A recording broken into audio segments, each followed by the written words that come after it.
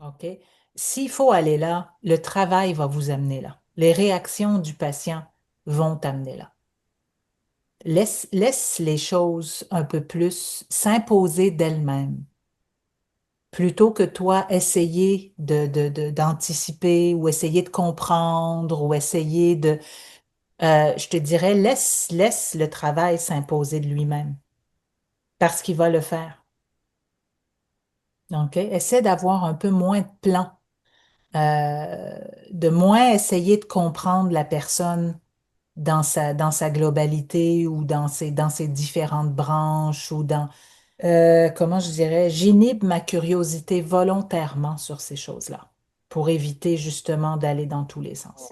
Les thérapeutes qui font ça par compassion, c'est qu'ils ont un désir de donner cette expérience d'être vu, d'être compris dans plein de facettes différentes, d'être vraiment accueilli et reçu dans leurs différentes souffrances, mais en même temps ou de manière très enveloppante et très englobante. Et ça, c'est un excellent moyen de s'éparpiller dans tous les sens et puis de plus savoir où ils habitent. Puis à chaque fois, la réaction en me voyant travailler, c'est ah, comment tu fais pour mettre le petit bout de l'entonnoir comme ça?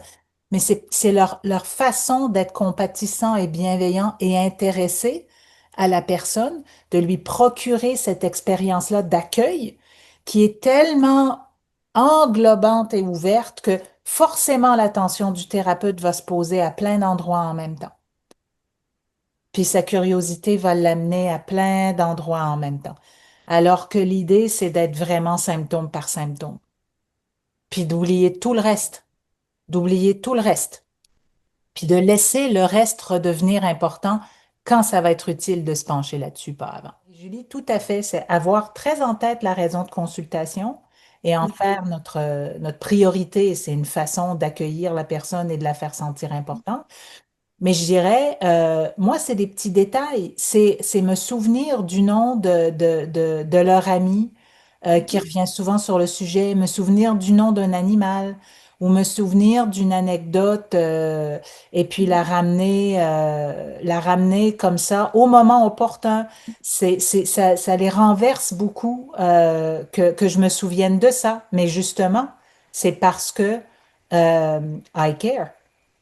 J'écoute, Mhm. je suis là, je suis présente. Et là, ben, ils saisissent la différence entre un thérapeute qui est désintéressé versus un thérapeute qui a une attention sélective pour mieux travailler avec la Mhm. vérité. Tu vois, on parlait de Bruce Eicher. Moi, ce qui me frappe de Bruce, c'est pas tant la lenteur de ce qu'il fait, c'est l'intensité avec laquelle il est présent. Il est presque en transe. OK?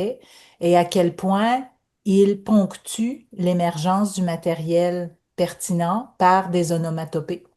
Et mine de rien, c'est il est vraiment sur le bout de sa chaise, il est vraiment en transe, quoi. OK? Et ça, je pense que ça procure à la personne cette sensation où le thérapeute n'est pas désintéressé ou désengagé. Au contraire, il est extrêmement engagé. Il est en train de vivre la séance intensément.